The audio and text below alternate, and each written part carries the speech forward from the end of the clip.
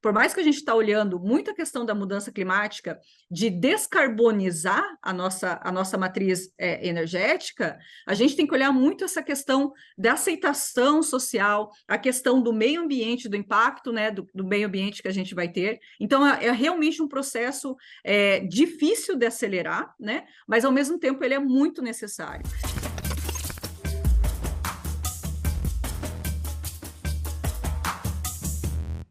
Olá!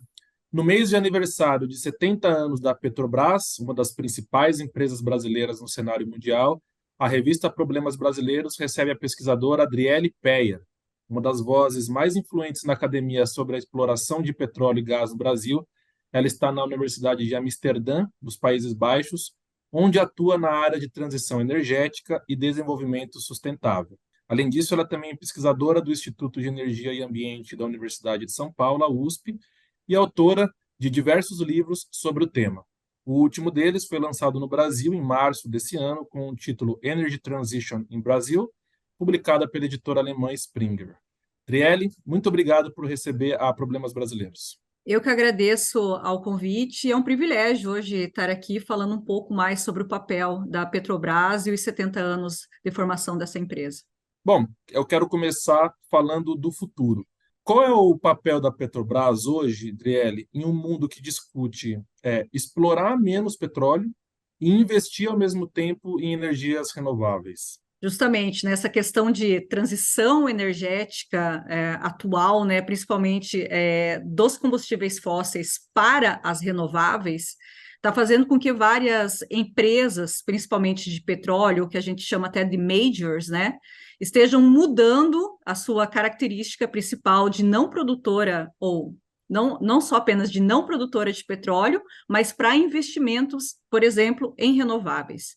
Então, a gente tem se perguntado, principalmente nesse papel de transição energética, qual vai ser o papel da Petrobras para a transição energética, né? As empresas em si de petróleo, elas já estão modificando até mesmo os nomes delas, né, para empresas de energia, estão focando nessa questão de investimentos em renováveis, investimentos em hidrogênio, né, e a gente está observando qual vai ser o papel da Petrobras nesse processo. A Petrobras é uma empresa nacional que tem características únicas, inclusive de desenvolvimento de know-how próprio, e a gente espera que nesse processo de transição, principalmente de transição energética do Brasil, a Petrobras esteja à frente para que ocorra essas modificações, ou melhor, essa transição dos combustíveis fósseis para as renováveis. Eu estava vendo um relatório, Driele, o relatório do consumo de petróleo entre 2020 e 2021, né? Que é um relatório que o governo brasileiro produz, mostrando não apenas o cenário global, quem produziu mais petróleo, quem consumiu mais petróleo, preço do barril do petróleo durante aquele ano, mas também tem ali alguns dados importantes sobre o Brasil. De 2020 para 2021, por exemplo, o Brasil se manteve ali entre os 10 maiores produtores, está ali na nona posição, né? Como maior produtor o nono maior produtor de petróleo do mundo, mas aumentou o consumo de petróleo em 5%. E isso é uma tendência que vem se mantendo em relatórios anteriores, ou seja, o Brasil tem consumido cada vez mais petróleo. Né, em paralelo, tem toda essa discussão do Brasil como uma liderança nessas matrizes energéticas limpas, renováveis. Dá para dizer que, de um lado, a Petrobras atrasa um pouco essa transição e, ao mesmo tempo, ela a reforça, na medida em que ela também tem projetos, investimentos que procuram fazer essa mudança? Eu posso considerar alguns aspectos relacionados, eu acho que essa questão de aumento do uso do petróleo. A gente tem muitos eventos globais que fazem com que essas modificações acabam ocasionando diferentes impactos em nível nacional, né? Por exemplo, a gente teve a guerra da Ucrânia, que aumentou a demanda por gás natural, né? E a gente também tem fatores internos, como muitas vezes secas, que a gente precisa utilizar do gás natural, né? Ou a gente também tem o aumento do consumo, e a gente precisa utilizar a fonte a qual a gente tem. Tem toda uma questão estrutural, econômica, geopolítica por trás também desse aumento dessa demanda por petróleo. O que a gente discute nesse processo de transição energética é que justamente a gente tente com que essa demanda não aumente, né? Então, a gente evite esforços, né, em favor da contínua exploração de petróleo.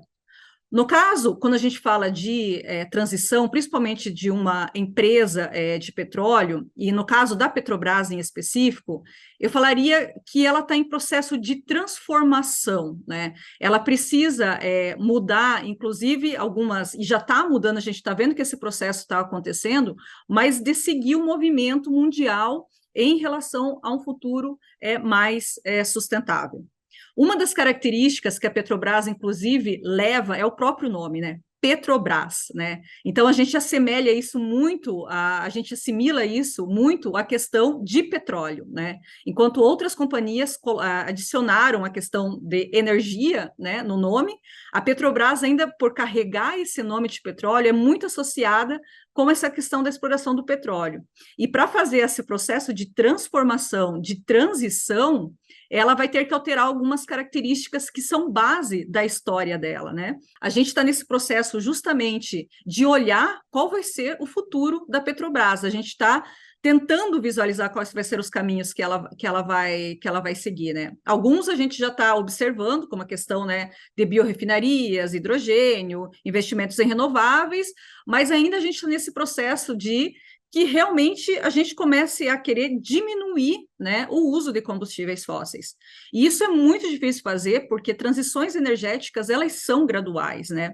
Por mais que a gente precise acelerar todo esse processo de transição energética em relação às mudanças climáticas, que é a nossa grande interrogação em como fazer isso, e a gente justamente começa a indagar essas grandes petrolíferas, essas grandes empresas de petróleo a fazer esse processo de transição, porque veio uma força maior. Ao mesmo tempo, a gente observa que essas empresas ainda têm um papel central, local, para conseguir fazer com que as pessoas, não só as pessoas em geral, mas que a economia aceite essa diminuição dos combustíveis fósseis, né? Então, esse é um dos nossos principais desafios atuais, né? De como a gente não olha os combustíveis fósseis como uma adição de energia, a gente não aumente a proporção deles na nossa matriz, né?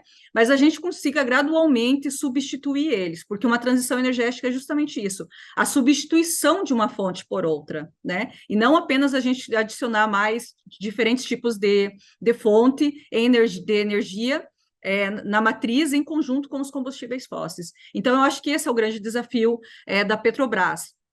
E outro ponto importante é que a gente tem toda uma estrutura, junto com uma infraestrutura já montada de convivência com os combustíveis fósseis, né? Então, a gente modificar toda essa estrutura é o que faz com que a transição seja lenta, né? Eu queria até que você, se pudesse avançar um pouco nessa última parte da sua resposta, que é muito interessante, porque Petrobras vem de petróleo brasileiro, né? Quando Getúlio Vargas assina lá, em 3 de outubro de 53, a fundação da Petrobras, o que está no texto é o Petróleo Brasileiro S.A., né? E aí a gente está discutindo agora a questão da exploração do petróleo não ser mais o principal produto da Petrobras, né? E se não o petróleo, que produto que ela tanto para consumo dos brasileiros e brasileiras, quanto para vender no mercado internacional, já que a Petrobras é uma das principais companhias de energia do mundo, que tipo de produto ela pode já fazer, já explorar agora para vender e para ofertar ao consumo do país? Eu acho que um dos principais produtos hoje que a gente está observando, que está ocorrendo, investimento massivo da Petrobras, está relacionada justamente à questão offshore, que é uma questão, né, que a Petrobras realmente se destacou com todo o desenvolvimento tecnológico, relacionada a renováveis, eólica, e a questão de produção de hidrogênio, né? Então, a gente tem aí estimativas, né, que o potencial do Brasil é muito grande para a produção de hidrogênio verde desses locais, que a Petrobras tem tecnologia, principalmente em relação a cabos submarinos, toda uma estrutura offshore, como já mencionei, que pode contribuir para esse processo e alavancar essa questão de produção de hidrogênio da parte offshore. né? Então, acho que isso é um dos, hoje, que está em alta e que a gente tem discutido, é principalmente, né, como a gente pode estar explorando, né, mas não só a questão de explorando esse potencial, mas também produzindo hidrogênio para exportação e também para uso interno, né? O hidrogênio, então, seria hoje esse principal produto limpo, digamos assim. Seria um dos principais carros-chefes que a Petrobras teria, eu acredito, inclusive, internacionalmente, mas a gente não pode esquecer o papel principal que ela tem internamente, né? A gente tem observado alguns movimentos, como a construção de biorefinarias, no Brasil. A gente tem visto um movimento muito grande, a questão do biodiesel. Então, a Petrobras ela tem modificado algumas características dela para tornar os produtos cada vez mais nessa linha, conectados à questão de sustentabilidade. Adriele, você tem produzido alguns textos e tem um argumento que me chama muita atenção nesses textos que você tem publicado no Brasil e no mundo, que é esse respeito ao tempo de uma transição energética. Pouca gente tem pensado nisso. Por exemplo, você até cita ali a passagem do carvão para o petróleo, por exemplo, né, que foi uma transição energética também e que levou um tempo muito próprio, né, o tempo dele ali, né, desse processo acontecer. Mas agora a gente também vive uma urgência climática muito maior do que as transições anteriores, né? Principalmente essa do carvão para o petróleo. Ainda que nessa transição a gente tenha visto episódios muito marcantes, como quando a fumaça do carvão toma conta da cidade de Londres, por exemplo, que marcou essa mudança, né? Precisamos parar de usar carvão e passar para um combustível fóssil, que foi o petróleo ali, já era o petróleo na época, né? Uhum. A pergunta diante disso é se a gente tem tempo de respeitar essa transição, esse tempo da transição energética agora. Começando a responder pela sua segunda pergunta, se a gente realmente tem tempo para essa transição, eu diria que não. A gente está correndo contra o tempo, né? A gente já viu aí os efeitos, os impactos das mudanças climáticas, né? Mas a questão de transição energética e de respeitar esse tempo dela é muito olhando para as questões de lições a serem aprendidas que a gente tem na história, né?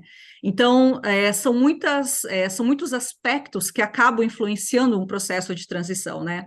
Seja a apropriação de um recurso, seja o desenvolvimento tecnológico, seja a questão do custo, a questão da economia, né? Então, a gente observa que há todo um processo realmente de transição, mas de apropriação desse recurso para que isso se torne uma nova fonte, né? Principalmente da relação do carvão para o petróleo, a gente observou que realmente o petróleo era fácil, maleável de ser transformado em um energético, né? A gente observou que havia vários aspectos do desenvolvimento tecnológico, como a questão do motor a combustão, que alavancaram o processo de uso do petróleo. E a descoberta em vários países, em países chaves da economia mundial. Então, hoje, quando a gente fala em aspecto gradual dessa transição energética, eu acho que a gente centra mais na pergunta como a gente pode acelerar esse aspecto que é gradual, mas ainda como a gente pode fazer isso, né? Durante as transições históricas, a gente observa que o fator econômico ele sempre anda em primeiro lugar. E a gente está observando isso agora também, né? Os preços oscilam, a questão do preço do hidrogênio, né? E o que a gente pode fazer?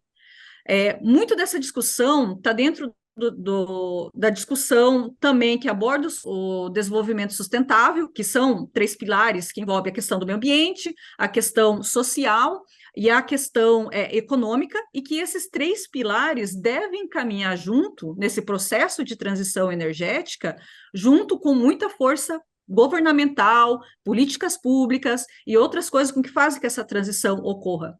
É uma crítica que a gente tem relacionada a esse processo de transição, que a gente observou que a questão tecnológica, a questão econômica dessas transições históricas foram tão mais fortes que hoje refletem problemas que a gente tem, por exemplo, de pobreza energética, enfim. Então, a gente precisa repensar essa transição de uma maneira que a gente não olhe só a questão econômica, mas dos impactos que essa transição pode trazer. Por mais que a gente está olhando muito a questão da mudança climática, de descarbonizar a nossa matriz energética, a gente tem que olhar muito essa questão da aceitação social, a questão do meio ambiente, do impacto, né, do meio ambiente que a gente vai ter. Então, é realmente um processo difícil de acelerar, né, mas, ao mesmo tempo, ele é muito necessário. E em relação aos combustíveis fósseis, a gente ainda percebe que a gente vai ter uma convivência, ainda vai perdurar, né? Uma transformação de infraestrutura, uma transformação social, né? A gente observa que realmente leva muito tempo, né? E isso a gente tem exemplos de processo de transição dentro, inclusive, da história do Brasil, né? Pontuais, inclusive, que demonstram que esse processo realmente ele acaba modificando muito toda a estrutura e acaba por ditar, né? A questão de quais aspectos futuros que pode predominar nesse processo de transição, juntamente com as forças globais. E o que a gente pode fazer, Adriele, para acelerar esse processo, que parece que é algo novo, né? As outras transições, elas não precisaram ser aceleradas, elas seguiram seus cursos. Agora Sim. não, agora a gente precisa fazer algo diferente. Como fazer isso? Então, essa eu acho que é uma das perguntas que a gente está mais tentando buscar em como fazer isso, né? Eu acho que tem um papel central hoje, que é justamente de acordos internacionais, né? O papel de países desenvolvidos que estão buscando, né, forçar um pouco essa questão da transição, mas, ao mesmo tempo, a gente tem que olhar com muito cuidado o papel que os países em desenvolvimento vão ter, ou como esses acordos acabam impactando e pressionando muito mais países que sempre tiveram à beira, né, desse processo de transição energética, muitas vezes com transferência tecnológica, muitas vezes com dependência de recurso, né? Então, a gente também precisa ter um balanço entre esses dois globais que a gente fala, que é o sul global e o norte global, né?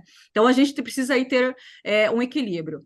É muito interessante, né, a gente observar hoje que há uma força conjunta, né, global, como eu falei, mas há particularidades e singularidades de cada país que precisa ser respeitada também para esse processo de transição energética. Então, muito da aceleração vai ser dita nesse processo de como o país, de como o governo, de como as ações governamentais interagem com a questão econômica, ambiental e social para conseguir acelerar esse processo de transição energética. Qual é o espaço, Adriele, de mudança energética efetiva em um mundo que ainda está estruturado, usando esse seu tripé, né, política, econômica e socialmente, em torno do petróleo? Ou seja, nós temos um produto que gera campeões globais e periféricos ao mesmo tempo. Acho que o exemplo da Arábia Saudita talvez seja o melhor aqui, né? Qual é o espaço de mudança energética efetiva num mundo que está estruturado dessa forma? Eu acho que o primeiro passo essencial é a gente não aumentar a demanda por combustíveis fósseis, né? Eu acho que a gente precisa observar que a gente ainda vai utilizar ele por um bom período, que a gente, por muitas questões, às vezes, de segurança energética, a gente tem uma dependência desse recurso, mas que a gente precisa buscar alternativas para substituir ele e não manter ele. Então, acho que isso é uma das primeiras ações. Quando você fala desses grandes players, dessas grandes empresas petrolíferas em diferentes países, a gente observa também que é uma questão muito histórica e geopolítica interligada, porque muitos países que descobriram petróleo na época do auge do petróleo acabaram se tornando grandes players, né, de toda essa economia global que virou em torno do petróleo. Mas um exemplo, eu acho que de tanto esse processo de geopolítica, como essa questão de como vai ser esse processo de transição, eu acho que a gente tem um bom exemplo relacionado à crise do petróleo na década de 70, né?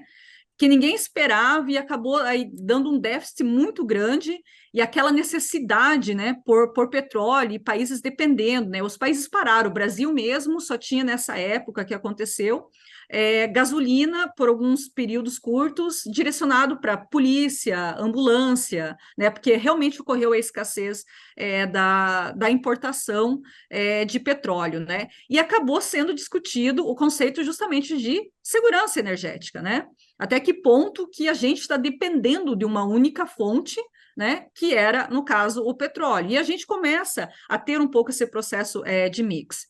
Tanto que quando a gente discute transição energética, e a gente tem falado muito do hidrogênio, a commodity do futuro, né, e realmente, mas a gente vê que ele vai responder parte desse processo de transição, principalmente para abater setores difíceis de descarbonizar, que são principalmente o setor industrial.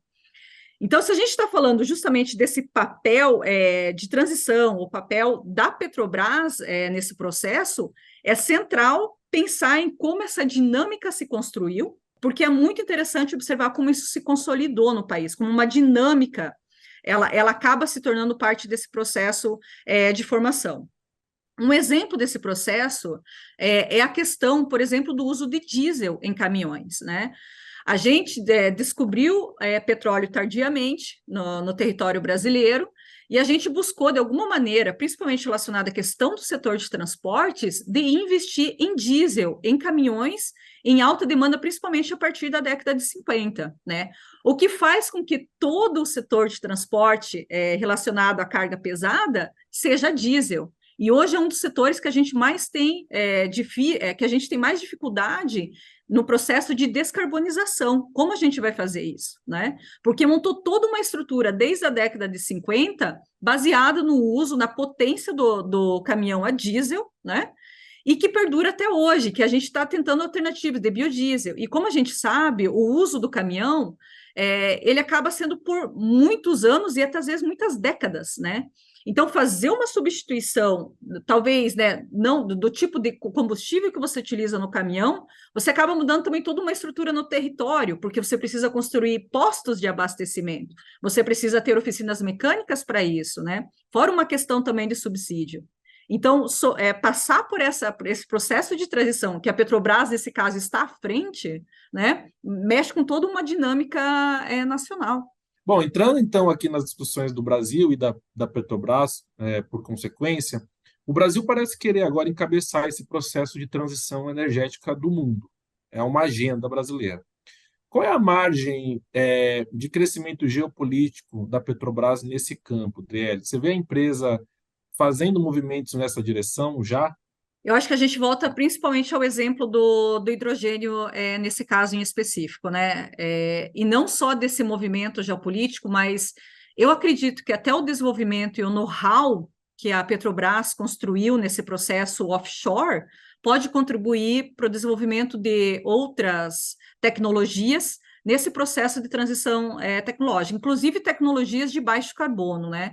A gente tem outro tipo de tecnologia que a gente fala que é CCS, Carbon Capture and Storage, que é justamente você armazenar, você capturar e armazenar o CO2, né? A gente já faz isso com uma técnica alinhada a isso, é o Enhanced Oil Recovery, mas agora essa técnica ela está justamente cada vez mais forte para a gente utilizar isso como um processo de que contribua realmente para as mudanças, para diminuir os impactos das mudanças climáticas, capturando o CO2 da atmosfera e fazendo a estocagem. Essa tecnologia ela ainda é muito discutida, né? A Petrobras tem colocado essa tecnologia também em pauta. Ela é uma tecnologia que muitas pessoas falam que sem ela a gente não consegue realmente descarbonizar a matriz. Não só a matriz, mas toda, né, a emissão que a gente tem de CO2, mas também uma tecnologia que a gente tem dado um prazo de vida útil para ela, porque, ao mesmo tempo, a gente tem alguns estudos que falam que essa tecnologia pode favorecer, né, o contínuo uso de combustíveis fósseis, né, porque você acaba na produção, ou seja, né, ou do uso do gás natural do petróleo, você acaba capturando o CO2, né, então você prolongaria o uso dos combustíveis fósseis com essa tecnologia. Então, assim, a discussão em torno dela é muito forte, né? Mas a Petrobras também está à frente disso, dessas discussões, desse processo tecnológico. mas cada vez mais está se discutindo o papel realmente de CCS nesse processo, né? E investimentos em massa em tecnologias, em tecnologias e energia renovável, e, por fim, com a produção de hidrogênio, né? Bom, você tem todo um trabalho consolidado sobre a história da Petrobras, né? Que vem ali desde o seu doutorado, pelo menos, que foi defendido há pouco mais de 10 anos, né? E desde então você tem se dedicado a estudar um pouco dessa relação entre Brasil e Petrobras. Então eu queria te perguntar qual que é a história do Brasil que só pode ser contada por meio da Petrobras? A gente tem um caso único, até um pouco anterior à Petrobras, mas que acaba favorecendo a criação da Petrobras, que é a criação do Conselho Nacional de Petróleo em 1938. E isso é um caso mundial, inclusive muito famoso, relacionado ao Brasil, porque a gente nacionaliza o petróleo antes mesmo de descobrir o petróleo, né? Então, esse é um caso único. A gente descobre ele em 1939, né? Mas a gente tem todo um processo de nacionalização que estava muito forte na América Latina, principalmente relacionado a empresas norte-americanas com interesse de vir explorar petróleo em países da América do Sul, né? Então, a gente observa que há um movimento muito grande entre nacionalistas e entreguistas nesse processo. Surge ali, né, por volta na década de 40, a campanha O Petróleo é Nosso, né? E nessa consolidação, principalmente de interesses estrangeiros, e ao mesmo tempo o possível potencial que o Brasil poderia ter para a questão petrolífera, se cria a Petrobras. Em relação ainda a esse processo de descoberta, né? O Brasil tinha alguns indícios de petróleo na Bahia. O primeiro relato é por volta de 1864. Mas devido à questão de mão de obra, de profissionais, questão de tecnologia, até mesmo conhecimento, né? Nesse período a gente ainda discutia qual que era a origem do petróleo, né? Se era mineral, orgânico, né? Inorgânico, químico.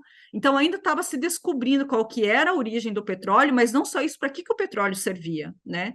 Então, como eu falei, assim, começou a surgir várias tecnologias, como até a questão da criação do motor a combustão, que começou a utilizar mais esse petróleo e ele começou, assim, a fazer sentido como um energético mais em potencial, né, com potencial energético maior do que o carvão. Então, ele acaba fazendo essa substituição. O Brasil investe muito na pesquisa de petróleo, antes mesmo da criação da Petrobras. Primeiro se investe na procura por carvão, mas indícios sempre demonstram que o carvão era de baixa qualidade no Brasil, né? E as pesquisas acontecem muito principalmente na região do Paraná, na região do estado do Amazonas, né? Em busca de petróleo. Quando o Brasil realmente encontra petróleo, né, em 1939, que era um poço não comercial, e o comercial vem em 1941, o Brasil acaba mudando toda uma dinâmica de exploração de petróleo e acaba formando essa companhia que é a Petrobras hoje, com toda uma estrutura nos moldes norte-americanos. Porém, para formar a Petrobras nos moldes de empresas estrangeiras, né, do nível estrangeiro, a Petrobras precisou investir muito em mão de obra, em tecnologia, em know-how, em conhecimento da geologia do território. Muito parte desse financiamento acaba sendo das refinarias que o Brasil cria ainda na década de 30. Então, o Brasil tem atitudes relacionadas ao petróleo que acabam casando com esse processo da Petrobras, para a formação da Petrobras. Mas o que é interessante em todo esse século de procura por petróleo, né? A gente é um dos países que mais tardiamente encontra petróleo, né? A gente sempre buscava a autossuficiência, né? O Brasil busca isso, né? Em todo o processo histórico. Ele vai se firmando, tentando falar, vamos buscar a autossuficiência, vamos buscar a autossuficiência. E a gente encontra isso no discurso durante o século XX. A gente encontra petróleo, né, na parte offshore, né? Então, assim, isso começa a reafirmar novamente o posicionamento da Petrobras. Mas justamente em 2000, na primeira década de 2000, quando a gente tem o anúncio da descoberta de pré-sal, e que em 2010 a gente realmente anuncia que somos autossuficientes, né? vem o processo de transição energética cada vez mais forte, né? Então parece que a história também, em relação ao petróleo, acaba brincando sempre com esse processo de busca e exploração de petróleo no território brasileiro. Bom, a gente está chegando aqui no final, mas eu queria trazer essa discussão um pouco mais para o presente. Nos últimos meses, dá para dizer aí nos últimos anos, a gente viu também uma discussão sobre a política de preços da Petrobras, né? A forma como ela explora, mas também importa petróleo de fora e vende para o mercado interno. Inclusive, passamos por uma mudança recente nessa política de preços que teve um certo choque no preço dos combustíveis aqui no Brasil. Quais são as demandas que essas diferentes políticas de preços têm procurado atender, ZL? Então, essa é uma pergunta, eu posso dizer até complicada de responder, porque ela tem vários lados, né?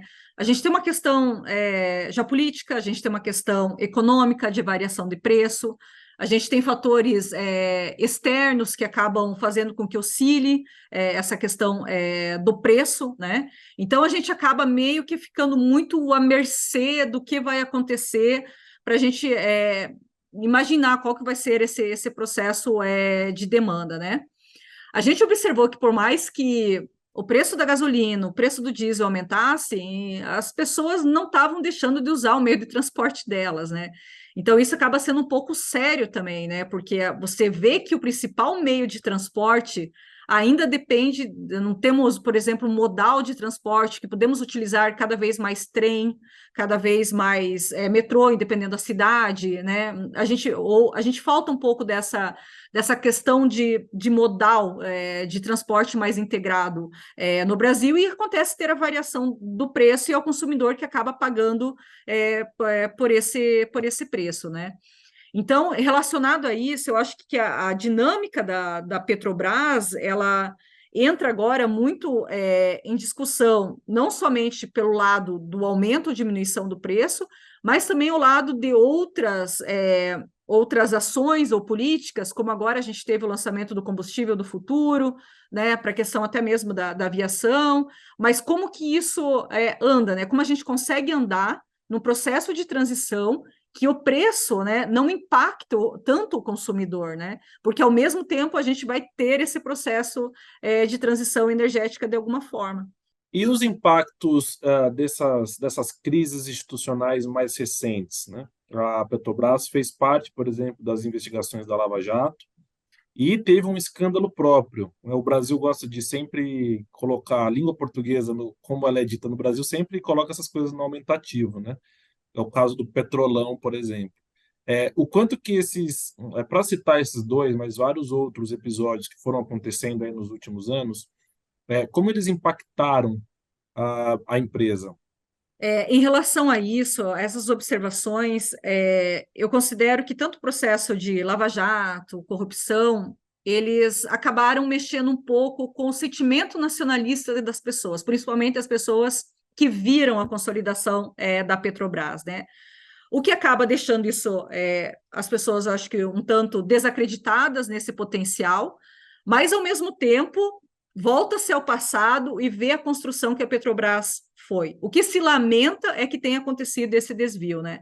Mas, ao mesmo tempo, a gente observou que, por mais que ocorreu todos esses desvios, todas essas questões de corrupções, a gente ainda conseguiu ver uma Petrobras se levantar, por ter toda uma estrutura, por ter economia, né, relacionada à questão do petróleo. Então, a gente vê, né, que é uma mancha histórica na história da Petrobras, que muitas vezes apareceu justamente, né, nos anos 2000, mas que a Petrobras ainda está aí, e hoje qual que é o ponto de discussão nosso? Qual vai ser o papel dela na transição energética? Então, ela conseguiu se reerguer perante uma crise, né?